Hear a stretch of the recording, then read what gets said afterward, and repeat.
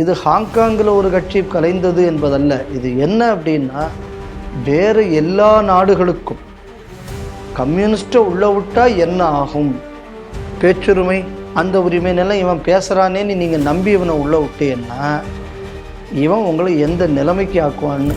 சீனாவை பற்றி புகழ்ந்து நம்ம ஊரில் நிறைய பேர் இந்த வீடியோ போட்டுக்கிட்டு இருக்கான். இங்கேருந்து சீனாவுக்கு போய் அவனே துட்டு கொடுத்து கூட்டு போகிறான். நிறைய யூடியூபுக்காரனா அந்த வேலையை பார்த்துக்கிட்டு இருக்கான்.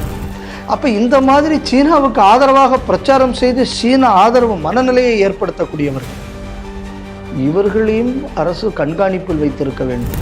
வேற எங்கேயோ ஒரு நாட்டில் ஜனநாயக எதிர்ப்புக்கு நம்ம ஊரில் போராட்டம் நடத்துகிறான்னு உள்ள.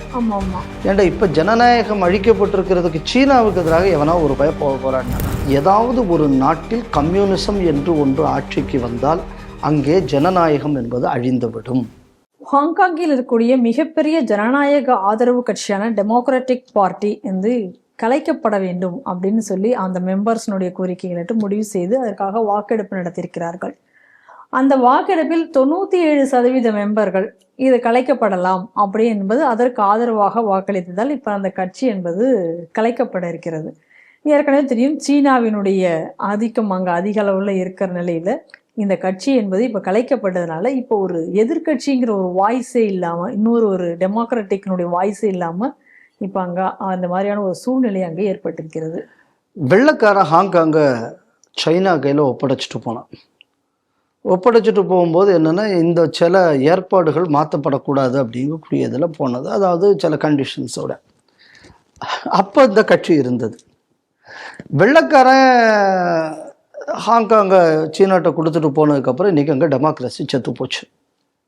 அப்படின்னு எதை நம்ம புரிஞ்சுக்கணும் அப்படின்னா, ஏதாவது ஒரு நாட்டில் கம்யூனிசம் என்று ஒன்று ஆட்சிக்கு வந்தால் அங்கே ஜனநாயகம் என்பது அழிந்துவிடும். என் கேள்வி என்ன அப்படின்னா, ஜனநாயகங்கக்கூடிய பேரை வைத்து கொண்டு இங்கே பல கம்யூனிஸ்ட் அமைப்புகள் இயங்குகிறார்கள். இதற்குள்ள யோக்கியதை இந்த கம்யூனிஸ்டுக்கு இருக்கிறதா? கிடையாது. கேள்விக்கு கேட்கணும் இல்ல.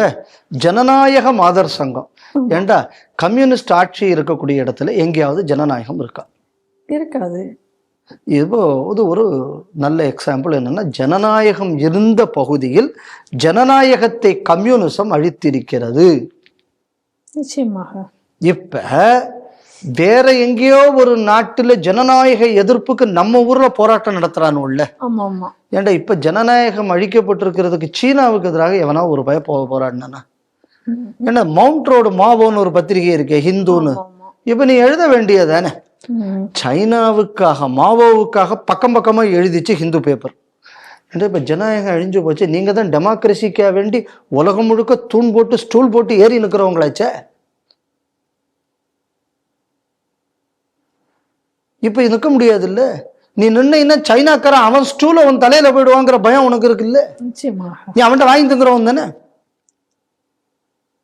சரி, இது மட்டும் இல்லை, நீங்க நல்ல கவனிங்க.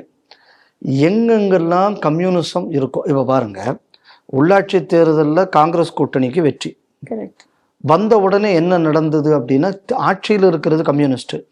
பல காங்கிரஸ் கட்சி அலுவலகங்கள் இதற்கு மேல் தாக்குதல் நடத்தப்பட்டது. நடந்ததா இல்லையா? இது கம்யூனிஸ்ட் மைண்ட் செட்டு தானே. கண்டிப்பாக. அதே மாதிரி இதுக்கு முன்னாடி மானின்னு ஒருத்தர் இருந்தார். அவர் ஒரு இதில் பேசினார், நான் யாரெல்லாம் எப்படியெல்லாம் காங்கிரஸ் தலைவர்களை கொன்னேன். இந்த வீடியோ பிரச்சனை ஆன உடனே அவரை கட்சியிலிருந்து நீக்கினார்கள். 6 மாதம் கழிச்சு திருப்பி அவரை மந்திரி ஆக்கிட்டாங்க. அப்போ கம்யூனிசம் என்பது ஒன்று வந்தால் அது என்ன அப்படின்னா, வேற யாரையும் வாழ விடாமல் கொன்றுவிடும். அதனால ஜனநாயகம், அதே நேரத்தில் அடிப்படை உரிமை. அதாவது கொடுமையாக என்னென்னா, நம்ம நாட்டில் இருக்கிற அநேகமான அந்த ரைட்ஸ் பேஸ்ட் ஆர்கனைசேஷன் இருக்கு, அதாவது ரைட்ஸ் பேசுகிற ஆர்கனைசேஷன், அதில் இந்த இடதுசாரி தான் இருப்பான். ஏன்டா உங்கள் சித்தாந்தமுத்தில் ஆளக்கூடிய ஒரு நாட்டிலையாவது ஏதாவது ஒரு ஃபண்டமெண்டல் ரைட்டை நீ காப்பாற்றிருக்க? காப்பாற்ற முடியாது. அதே நேரத்தில் இந்த பிரச்சனையெல்லாம் வந்த உடனே தோழரே கம்யூனிஸ்ட்காரன்லாம் ரொம்ப யோக்கியமாக இருப்பான் அப்படின்னு நம்ம ஊரில் ஒரு பேச்சு. ஆனால் ஒரு விஷயம் தெரிஞ்சுக்கணும், அவன் யாருக்கு யோக்கியமாக இருப்பான்னா அவனுக்கும் அவனுக்குள்ள ஆட்களுக்கும் மட்டும் யோக்கியமாக இருப்பான். கருத்து சுதந்திரத்தை பற்றி இவங்க பேசுவாங்க இந்த டிவி டிபேட்டில். ஏன் உங்கள் கம்யூனிஸ்ட் நாடு தான் இருந்த ஜனநாயக கட்சியை ஏன் ஒழிச்சிங்க? ஏன்னா ஜனநாயகத்துக்கு மீது உங்களுக்கு நம்பிக்கை இல்லை. அப்போது ஜனநாயகத்தின் மீது நம்பிக்கை இல்லாத ஒரு கட்சி, ஒரு சித்தாந்தம் ஜனநாயக நாட்டில் நம்ம வளர விடுவது நியாயமா? அப்போ அடிப்படை ஜனநாயகத்துக்கே இது கேடு விளைவிக்குமா, விளைவிக்காதா? அதனால கம்யூனிச கட்சிகள் ஏன் தடை செய்யப்படக்கூடாது? ஏன்னா அவங்க அடிப்படை சித்தாந்தமே இது, ஜனநாயக ஒழிப்பு. நீங்கள் டெமோக்ராட்டிக்ங்கக்கூடியதை உங்கள் கான்ஸ்டியூஷன்லேயே வச்சுருக்கீங்க. அப்போ உங்கள் கான்ஸ்டியூஷனில் இருக்கக்கூடிய ஃபண்டமெண்டல் பிரின்சிபலுக்கு எதிரான கட்சியை உங்கள் நாட்டில் நீங்கள் வளர விடுவது எந்த விதத்தில் நியாயம்? அதனால் கம்யூனிஸ்ட் கட்சி, கம்யூனிச சித்தாந்தம் ஏன் தடை செய்யப்பட வேண்டும் என்பதற்கு இது ஒரு கிளாசிக் எக்ஸாம்பிள். ஜனநாயக பேரில் இருக்கக்கூடிய கட்சி, அதுவும் பார்த்தீங்கன்னா 97% அந்த கட்சியை கலைக்கணும்னு ஓட்டு போட்டிருக்கான். அப்போ எந்த அளவு அழுத்தம் அவர்கள் மீது கொடுக்கப்பட்டு இருக்கும் என்பதை நம்ம புரிஞ்சுக்கணும். அப்போது சீனாவை பற்றி புகழ்ந்து நம்ம ஊரில் நிறைய பேர் இந்த வீடியோ போட்டுக்கிட்டு இருக்கான். இங்கேருந்து சீனாவுக்கு போய் அவனே துட்டு கொடுத்து கூட்டு போகிறான். நிறைய யூடியூபுக்காரனா அந்த வேலையை பார்த்துக்கிட்டு இருக்கான். இந்த சீனாவுக்கு போய் போடுறிய நீ இந்த மாதிரி நீ போயிட்டு யூடியூப் போடுற, நாளைக்கு நீ நினைக்கிறத சீனா ஆட்சி இங்கே வந்தால் ஒன்னால யூடியூப்ல போட முடியுமான்னு யோசிச்சுப்பார். அப்ப இந்த மாதிரி சீனாவுக்கு ஆதரவாக பிரச்சாரம் செய்து சீன ஆதரவு மனநிலையை ஏற்படுத்தக்கூடியவர்கள், இவர்களையும் அரசு கண்காணிப்பில் வைத்திருக்க வேண்டும். ஏன்னா இந்த சித்தாந்தம் இங்க பரவிருச்சு அப்படின்னு சொன்னா இந்த நாட்டின் அடிப்படையே நாளைக்கு ஆட்டம் பண்ணிட்டு விடும்.